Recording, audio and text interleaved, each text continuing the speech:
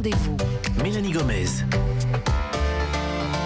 Heureuse de vous retrouver dans Sans Rendez-vous, votre émission Santé Bien-être. Nous sommes ensemble comme chaque jour de la semaine jusqu'à 16h. Alors avant de retrouver dans quelques minutes notre invité, le chirurgien dentiste Christophe Lecard, c'est le moment du bon conseil du docteur Jimmy Mohamed. Alors aujourd'hui Jimmy, vous nous parlez de la pharyngite. Bon, j'avoue que c'est moi qui vous ai demandé d'en parler parce que mon fils en a une en ce moment. Et c'est la saison des virus hivernaux. Il y en a plein des pharyngites, mais c'est quoi une pharyngite ? Alors la pharyngite, c'est une infection virale de l'oropharynx, à différencier de l'angine qui est l'infection des amygdales, et les amygdales reposent sur le pharynx. Donc quand je dis que c'est viral, ça veut dire que ce n'est pas bactérien.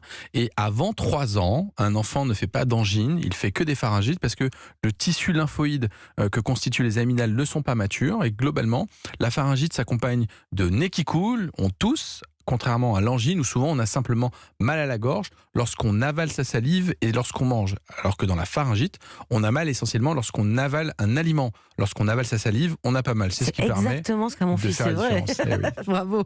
Alors on a forcément de la fièvre ou pas ? Parce que c'est une infection quand même. Donc, Oui, on pense qu'une petite pharyngite déjà ne fait pas forcément mal. Et pourtant, on peut avoir très mal avec une pharyngite et ça peut donner de la température.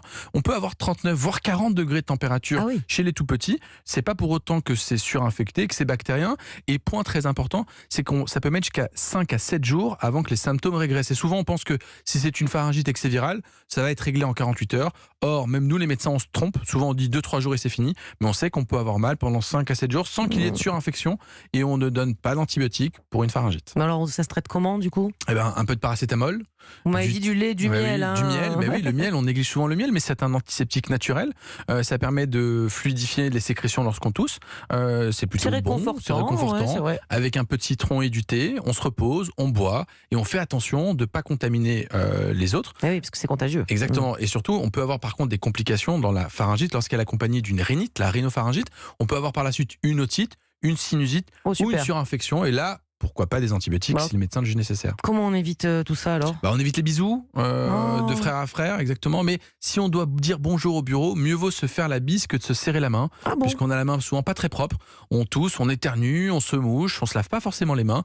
Mieux vaut un petit check avec le poing ou une bise que de se serrer les mains. Et surtout, lorsqu'on est malade, on essaie de se reposer quand on peut. On évite de mettre l'enfant dans la collectivité si c'est possible, mais souvent c'est un peu compliqué. Bon, et donc on se fait la bise au bureau, ça sera le conseil du jour. Merci, docteur Jimmy Mohamed, pour